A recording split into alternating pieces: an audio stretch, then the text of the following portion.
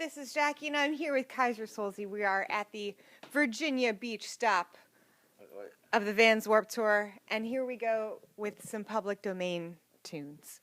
All right, I'm going to try and do this masterpiece theater style. Eeny, meeny, miny, mo. Catch a tiger. Or Post Malone. By the toe. If he hollers, Hit him, Mo. I can't read, but eeny, meeny, Post Malone. It all comes back to Post Malone. All right, so we're here at Vans Warped Tour. I know that this tour means a lot to you. Tell the new listeners out there a little bit about why this tour is so special and near and dear to your heart. I kind of grew up on this tour. When I aged out of foster care when I was 18, like 17 and a half, 18, and was kind of like, okay, what do I do? And I'd been meeting some bands and stuff through high school newspaper, and just ended up in San Francisco. I have no idea what I was doing, and I was supposed to work with Phoenix CX, and it kind of fell through, so I just went anyways, and then ended up just meeting Kevin and Karen Nicholson and Lisa Brownlee and all them, and just did whatever I could to help out on the tour without getting paid. Didn't have a ride, didn't have any money, just kind of hitch rides and just LTD living the dream, who would take me, I guess. And I'd show up with the trucks and set up stuff, and then a year later I worked with a band called When You're Nothing from New York, and we got them to set up a tent stage every day, and then they moved to California. And every year I've, like a lot of people, just kind of work tour for the summer, and then after we're like, what do we do till next summer?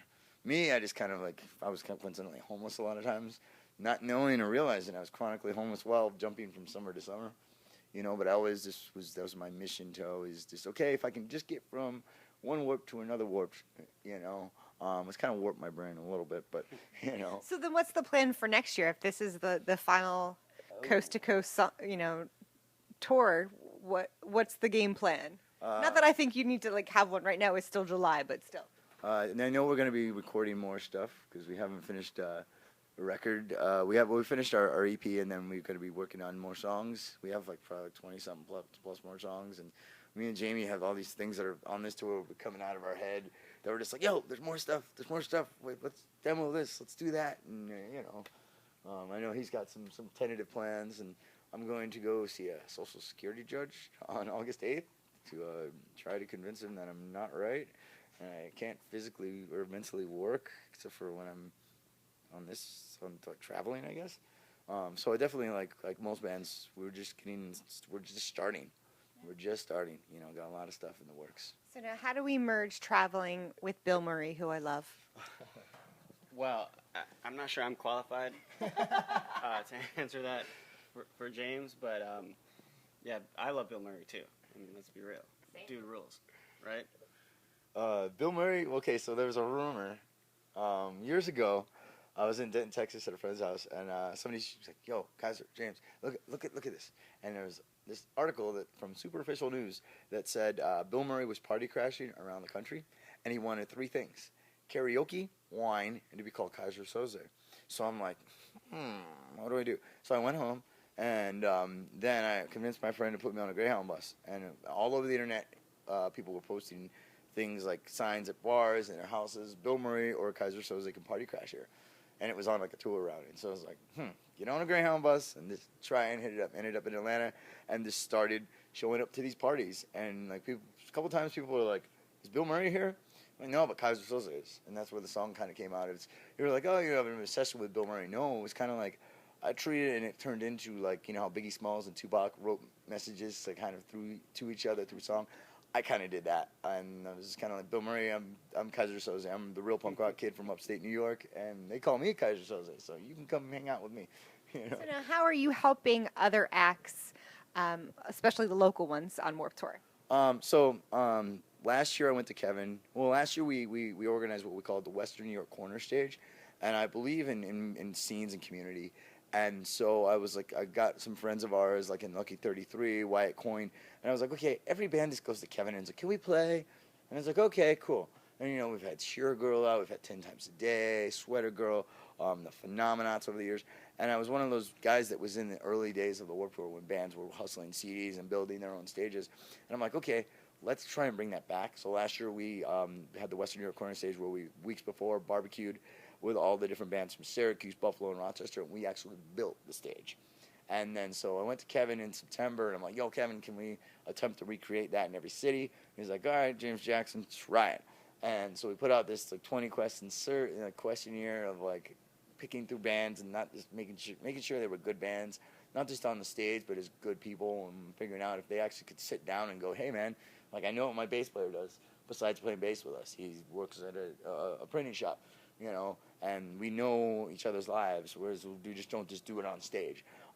So I couldn't get enough scenes to pull it all together. So then Kevin said, okay, you guys play and then pick another band in each city.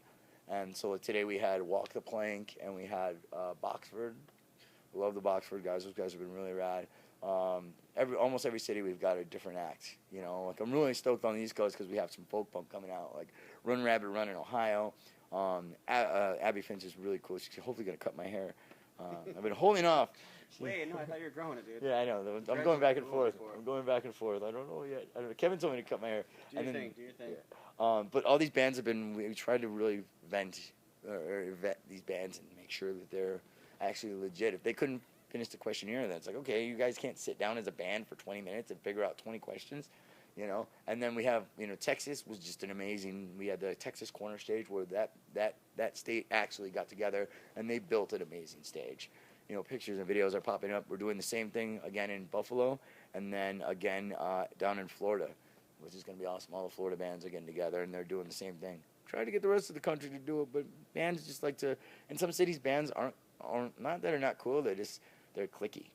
Well, they don't have their crap together. Yeah. So you talked about the sense of community. You also work with or have worked with person-centered housing options when you're not on tour. Tell us a little bit about that group. That's a crazy story because I was homeless back in like 3.5 years ago. I was chronically homeless, and I went to the social services office and trying to tell them why I was chronically homeless and the past years of my life, having some of the people at the window or at the desk go, so what have you been doing for 10 years? Punk rock and busking and doing all this crazy stuff. The people just looked at me like, okay.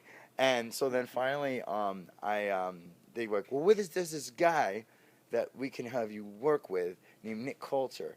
And at that time, he was working with the Red Team, which was the Rapid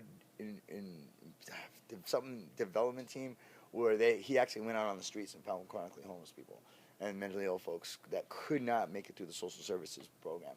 And then he got me housed with the Housing First model, which is believing in our country that you just got to give a person 4 walls and a roof.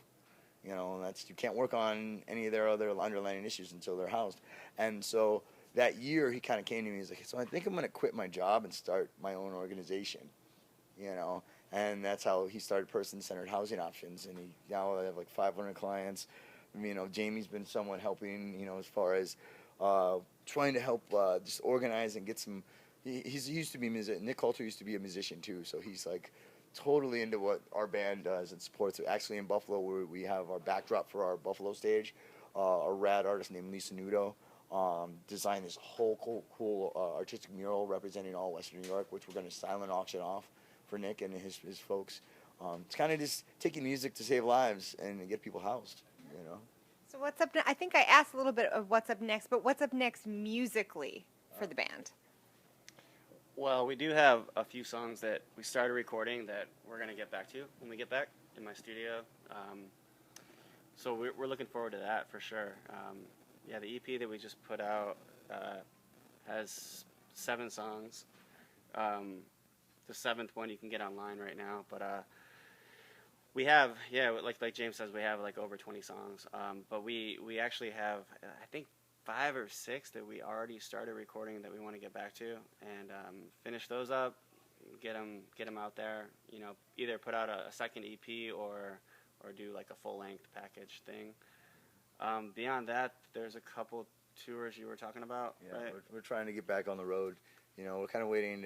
Like this tour, like you meet so many people, and we have some friends that we're going to be seeing down in different stops that he knows and I know, like the Pennywise guys and Less Than Jake, and hoping that we're just going to keep doing what we do. You know, I'm just like a crazy nomad gypsy that can't stop. So, you know, once I get through this Social Security thing, I'm like, go back out, and they're like, oh, let's calm down a little bit. And I'm like, no, let's go, let's keep going. Well, get ready. They're going to keep going. Stay tuned for much more from Kaiser Solzie. This is Jackie. Thanks to Chorus FM and In the Key of Change.